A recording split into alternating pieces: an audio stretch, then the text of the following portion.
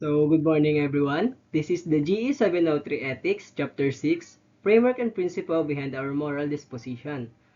I am Joseph E. Castro, Bachelor of Science Information Technology, Section B. Before we start this presentation, let me start with a simple question. Why do we choose what is right? Is it because of rules, consequences, or because we believe it is right thing to do? In this chapter, we focus on frameworks and principles behind our moral disposition. These are the structures that influence our decisions every day, whether it's being honest, helping others, or facing difficult ethical choices. Understanding this chapter helps us understand ourselves and the moral factors behind our actions. Lesson 1: Virtue Ethics. What is virtue ethics? Virtue ethics is general term for theories that put emphasis on the role of character and virtue in living one's life rather than in doing one's duties or acting to bring about the consequences. We have two major contributors. First is Aristotle, the ancient Greek, Saint Thomas Aquinas, a Christian medieval philosophy. Why virtue ethic matters? So these are the several human phase complex moral situation and we need first moral sensitivity, habitation, formation of character, a clear purpose, and rational guidance. Ethics is learned through doing, not just knowing. So who is Aristotle? Aristotle was born in a small colony in Stagira in Greece. That was 15 years after the death of Socrates. Most of the ideas related to the framework he conceived are taken from his first two works. Aristotle is also the student of Plato, teacher of Alexander the Great, and founder of Lyceum. He wrote three major ethical works, which is the Nicomachean Ethics, Idumean Ethics, and the Magna Moralia. For Aristotle, the telos is all human action that will lead to desired end. The end of human act is either good or bad, but for Aristotle, in his Nicomachean Ethics, the end is something that is good. He says that we have two views of the good, the dominant view and the inclusivist view. The dominant view, or monistic view, disclaims that the aim of every act is good. The inclusivist view that disclaim that which is the result of the series of human acts. Good morning, everyone. My name is Suin Maron Emakatugob, and this is my part in our report. So, human action is goal-oriented. This means that everything we do has a purpose or an end that we believe is good for us. For example, we study to learn. We study because we want to learn. We eat because we want to survive. And we try to live well because we want to be happy. These everyday actions show that our choices are not random, they are directed toward goals. According to Aristotle, all human actions ultimately aim at the highest goal, which he calls eudaimonia, or human flourishing. This is not just temporary happiness, but a life that is meaningful, virtuous, and fulfilled. So, in simple terms, everything we do is part of a bigger journey toward living a good and complete life. Virtue as habit or ethesmos. Virtue as habit or ethesmos means that virtue is not something we are born with. Instead, it is developed through repeated actions and consistent practice. In other words, our character is formed by what we repeatedly do. If we practice good actions, we develop good character. If we practice bad actions, the opposite happens. And according to Aristotle, there are two kinds of virtue. First are moral virtues, and it has three classifications such as courage, honesty, and temperance. These related to our behavior and how we act toward others. Second are the intellectual virtues, and there are two classifications. The first one is the intellectual virtue of wisdom and the intellectual virtue of understanding, which relate to our thinking and decision making. Intellectual virtue is important because it guides moral virtue. It helps us know what is right and what is wrong, so we can act properly. Therefore, a virtuous person we must train our we must train both our mind and our actions through continuous practice. And the doctrine of the mean.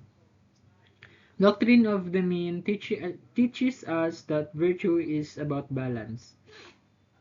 It is the middle ground between too much and too little. And according to Aristotle, both extremes are considered vices, while the balanced middle is the virtue. For example, in facing danger, too much confidence can lead to rashness, which is acting without thinking. On the other hand, too little confidence results in cowardice, which is avoiding challenges out of fear. The virtue in between these two courage, the ability to face danger, and the right way at the right time. This idea applies not only to actions but also to our feelings and responses. It reminds us that being a good person is about doing too much or too little, but about finding the proper balance in every situation. So this is the example table of the doctrine of the mean, which is the excess or too much and the defect or too little are the vices, and at the center part is the virtues. Happiness or eudaimonia. Happiness or eudaimonia is considered by Aristotle as the ultimate goal of human life. However, this happens is not just about pleasure or temporary enjoyment. It means living is fulfilled and excellent life. A life where a person develops their potential and lives according to virtue.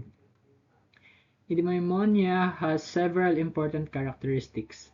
First, it is long-lasting, not just a momentary feeling. Second, it is the result of practicing virtues such as courage, honesty, and wisdom. And third, it is achieved through continual moral practice, meaning we must consistently choose to do what is right throughout our lives. In simple terms, true happiness comes from living a good life and becoming a good person, not just having fun or gaining material things. So good day everyone. I am Michael J. Tapales, reporter of Lesson 2, St. Thomas Aquinas, Virtue Ethics in Natural Law. So, who is St. Thomas Aquinas? St. Thomas Aquinas was born on Lucasca, Italy during medieval period. He studied liberal arts at the University of Naples. And in 1249, he became a Dominican friar. He is known as a doctor of the Church because of his immense contribution to the theology and the doctrine of the Catholic Church. So, Saint Thomas Aquinas has two major artworks. First is the Summa Theologica, which has five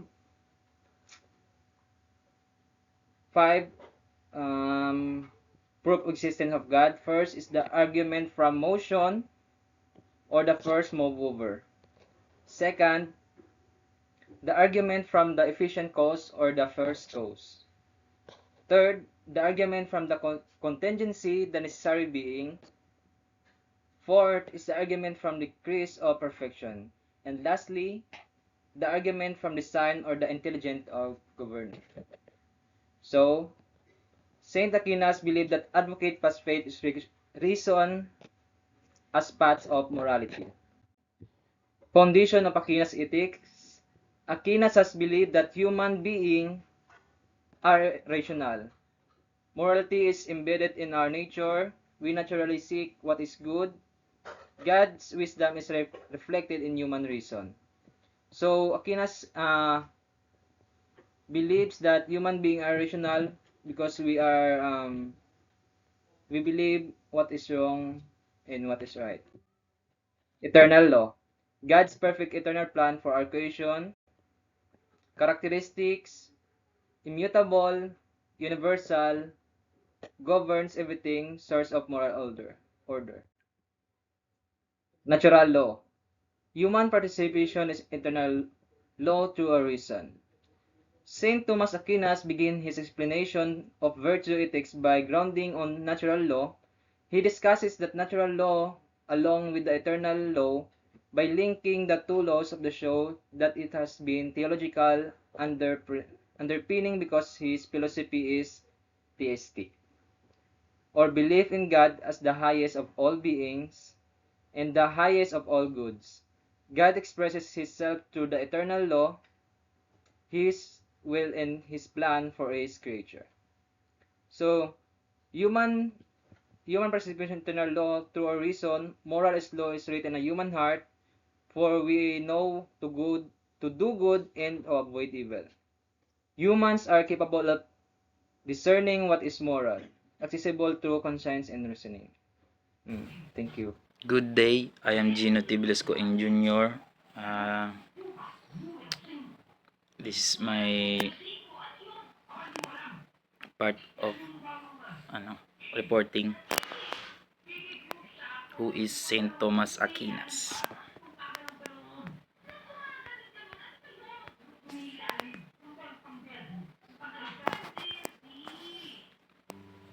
Human positive law, two kinds. There are two kinds of human positive law. Number one is ecclesiastical law issued by the church. Number two is civil law issued by the governments. These laws must reflect or support natural law to be just. How natural law works. Natural law guides humans in choosing good, avoiding moral disorder, recognizing basic goods, example life, family, knowledge, society, religion. Conscience in Aquinas. Conscience is the proximate norm of morality. It judges right from wrong, applies natural law to specific action, must be properly formed through education and virtue, and also have a cardinal virtues. Aquinas emphasizes four cornerstone virtues: prudence, justice, fortitude, temperance. These virtues perfect human actions and guide moral life. So, lesson to summary. Natural law is the basis of morality. Human discovers God's plan to reason. Cardinal virtues shape character. Happiness is ultimately found in the divine good. Good day, everyone. I am Arian Troy Sidro, base IT4B. Today, I am presenting the lesson 3, Immanuel Kant's Duty Ethics, or Deontology. So, who is Immanuel Kant? A German philosopher of Enlightenment, believed morality is grounded in pure reason, opposed emotion-based ethics, main work, groundwork of metaphysics of morals. Immanuel Kant is a German philosopher and one of the famous thinkers during the modern period. He was born in Königsberg in 1724. He spent the rest of his life in Königsberg from birth to death. and worked in Königsberg University first as a lecturer and later as a professor in philosophy from 1755 until his death in 1804. His works was related to moral philosophy are the groundwork of metaphysics of morals and the critique of practical reason. Now, that framework should be used in making an ethical decision. The second ethical framework you will be introduced is the duty ethics of Immanuel Kant. So, what makes an action moral? For Kant, the only thing that is good without qualifications is goodwill. And the goodwill acts from duty out of respect for the moral law, not motivated reward feelings.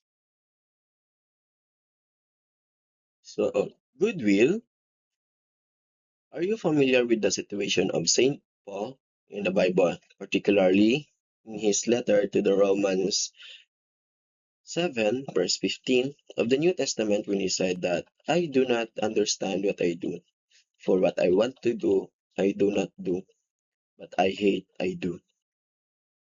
He has the knowledge of the right things to be done, but he ends up doing the wrong ones. He is confused of himself. St. Paul's situation is a counter-argument to Socrates' contention that if you know what is right, you will do what is right, or possessing moral knowledge will guarantee us with the production of moral acts.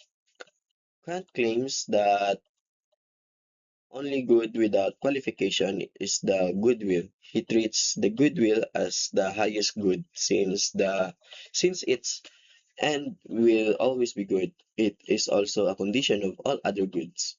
Other matters such as fortune or power or intelligence or other tradition virtues are not enjoying the state of highest good since they can be used by rational beings for bad ends.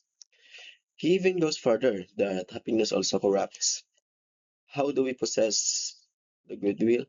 In the groundwork of metaphysics of moral, Kant says that role of reason, particularly in ethics, is to produce a will that is good, and this will becomes good when only it is motivated by duty.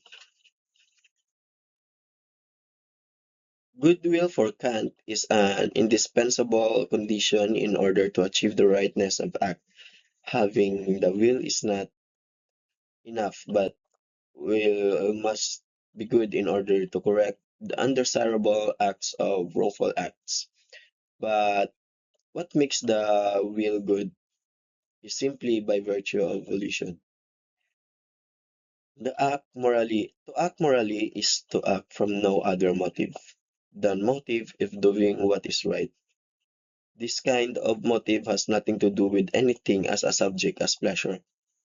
To do right out of principle is recognized as object. Right the possess of obligation on any rational being. Uses analogy to explain further about the goodwill. When they will do its role of doing what is moral, the will is like a jewel that shines by its own light. Moreover, Kant emphasized that when a person acts out of duty, he is obedient to categorical imperative and not hypothetical imperative. So duty versus inclination. Duty, acting because it is right. Inclination, acting because you want to. Moral actions must come from duty, not from personal desires. So that is all the coverage of my presentation. Thank you. Good afternoon, everyone. I am Jason Paniagua, and today I will be discussing the lesson 3, and I will start in categorical imperative. Central principle of Kantian ethics. Unconditional moral commands that applies to all rational beings. It has two main formulations, Formula 1, universal law, and Formula 2, humanity as an end. Immanuel Kant's categorical imperative teaches that moral action must be done out of duty, not personal benefits. A moral rule should be universalizable act only in ways you should want everyone to follow. We must also treat people as and in themselves, not as a mere tool, respecting their dignity and their intrinsic worth.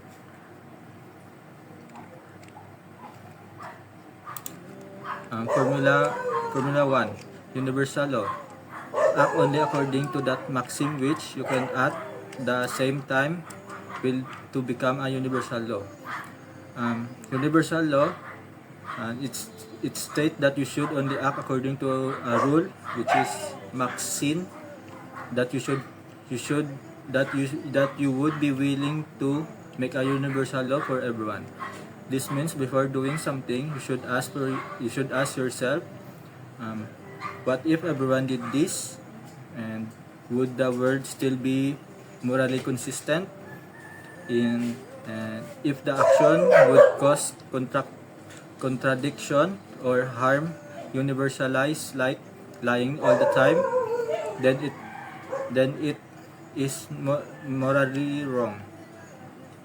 In short, Formula 1 teaches that a moral action must be consistent, fair, and applicable to all people, not just by yourself. Formula 2, Humanity as an end. Treat humanity always as an end, never merely as a means. Means using people for your benefits and respecting their inherent dignity. It says that you must always treat people as ends in themselves, and never merely as a means to your own goals. This means you should respect the dignity, worth, and freedom of every person, including yourself. Maxim and moral testing. Form a maxim, universalize it, check for contradiction in conception, contradiction in will. Example, lying to escape trouble, cheating on exam, stealing, or fraud. Its action fails in either universalization or dignity respects. Rights in Kantian ethics, two kinds. Legal rights are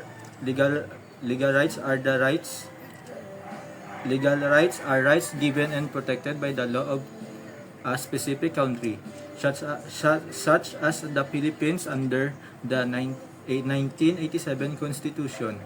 These rights apply equally to all recognized citizens, whether citizenship is acquired by birth or by naturalization. Legal rights ensure that citizens receive protection, privilege, and responsibilities under the same constitutional framework. Moral rights are rights-based ethical principle and belongs to a moral being because of their capacity, freedom, rational thinking, and the ability to feel pressure and pain. These rights are not limited by citizenship or nationality, but are grounded in the inherent dignity of person and the other sentient beings. Moral rights emphasize responsibility and ethical consideration in how action affects others. This is the summary of the lesson 3, and I think that's all. Thank you. Good morning, ma'am. I'm Oscar Clyde Singkal from BSIT 4B. My topic was all about Lesson 5, John Stuart Mill's Utilitarianism and Applications. Who is John Stuart Mill? John Stuart Mill, 1806-1873, was a British philosopher, economist, and political thinker who became one of the most influential figures in 19th century liberalism. What is he known for utilitarianism. Mill expanded the theory of utilitarianism originally developed by Jeremy Bentham. Utilitarianism teaches that the best action is the one that promotes the greatest happiness for the greatest number. Mill argued that not all pleasures are equal. Intellectual and moral pleasures are higher than physical ones. Individual liberty. In his famous book on liberty, he defended personal freedom. Women's right. Males strongly support gender equality in the subjection of women. He argued that women should have the same legal and political rights as men. He was one of the first members parliament in United Kingdom to support women's suffrage. Economics. His book's Principles of Political Economy was widely used in universities for many years and helped shape classical economic theory. Higher versus lower pleasures. Bentham, all pleasures equal. Male intellectual and moral pleasures are superior. Examples of higher pleasures: knowledge, art, creativity, moral excellence. Male's improvements to utilitarianism. He added human dignity, individual rights, long-term consequence, and social progress. Utilitarianism must protect human freedom. Rule versus act utilitarianism. Act utilitarianism. An action is right if it produces the greatest happiness for the greatest number in that specific situation. Example: if lying would save a life, then lying is normally right in that situation because increase overall happiness. Rule utilitarianism. An action is right if it follows a rule that generally leads to the greatest happiness.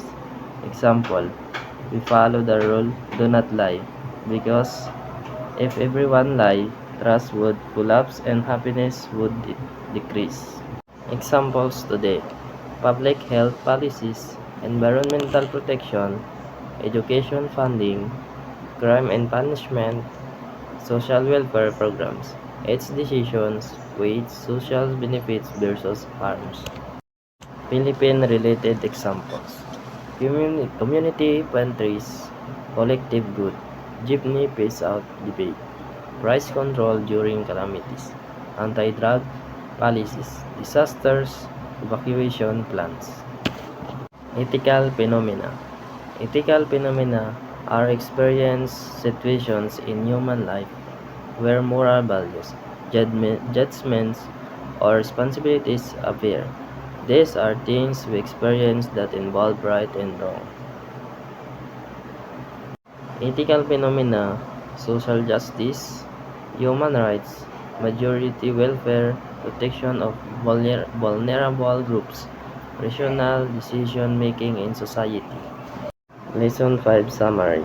Mill improved Bentham by emphasizing quality of pleasure. Recognize rights and dignity. Introduce rule utilitarianism. Provides moral foundation for social policies. And that's all. Thank you po.